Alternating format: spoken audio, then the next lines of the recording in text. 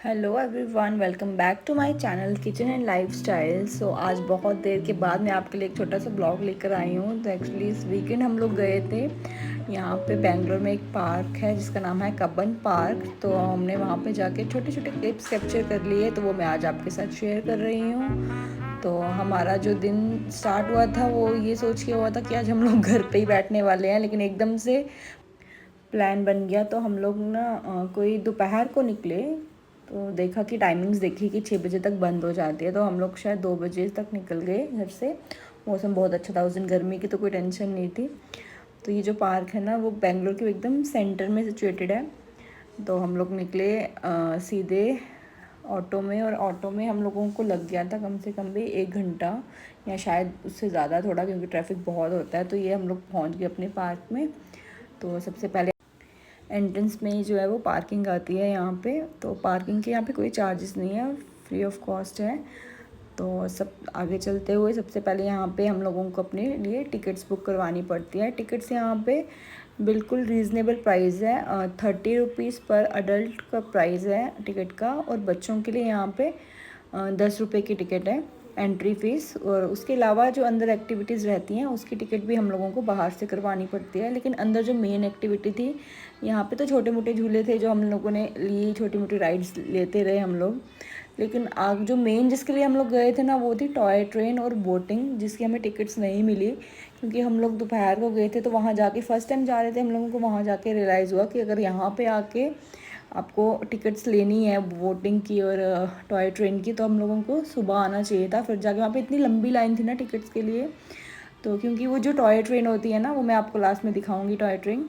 वो ना पूरा ये 300 एकड़ में ये जो पार्क है वो फैला हुआ है, और वो पूरा राउंड करवाती है उसका। तो वो बहुत अच्छा व्यू होता है, प्लस बोटिंग भी होती है। और हमें वो ये दोनों चीज़ें नहीं लेने को मिली है। तो बीच में जो जो हम लोगों ले सकते थे, फिर वहाँ पे जो जो टिकट्स अवेलेबल थी, तो हम लोगों ने वही झूले की राइड ले ली।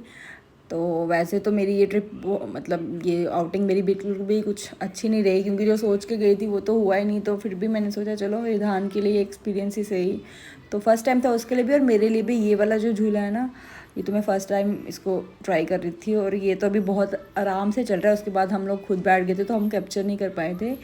जब ये ऊपर जाता है ना तो जान निकल जाती है, बहुत स्कैरी था ये। तो बस यही एक दो कम ही हम लोग राइड्स ले पाए थे। जो मेन था वो तो हम ले ही नहीं पाए, और मुझे बहुत अफसोस हुआ उसका। तो बस थोड़ा सा खा पी के हम लोग फिर सोच रहे थे कि अब निकलते हैं, कुछ है ही नहीं है। फिर ये टॉय ट्रेन है जो मैं आपको बोल रही हूँ कि इसके लिए हम स्पेशल गए थे। ये ना पूरा पार्क का हमें चक्कर करवाती है, और सारा व्यू हमें देख बैठे बैठे देखने को मिलता है। इसकी टिकट से नहीं मिली हमें। तो बस ऐसे ही कुछ खास नहीं गया मेरा ये दिन, थोड़ा सा इधर उधर घूम के और हम लोग निकल गए फिर वापस को।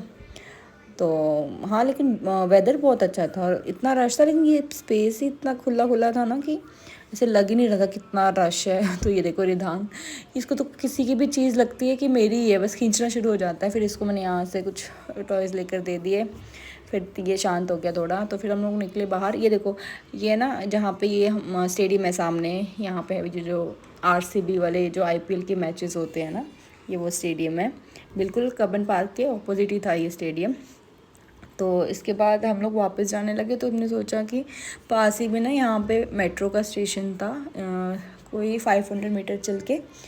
तो हमने सोचा चलो मेट्रो में ही चलते हैं। तो हम लोग थोड़ा सा पैदल आगे चले गए मेट्रो के लिए।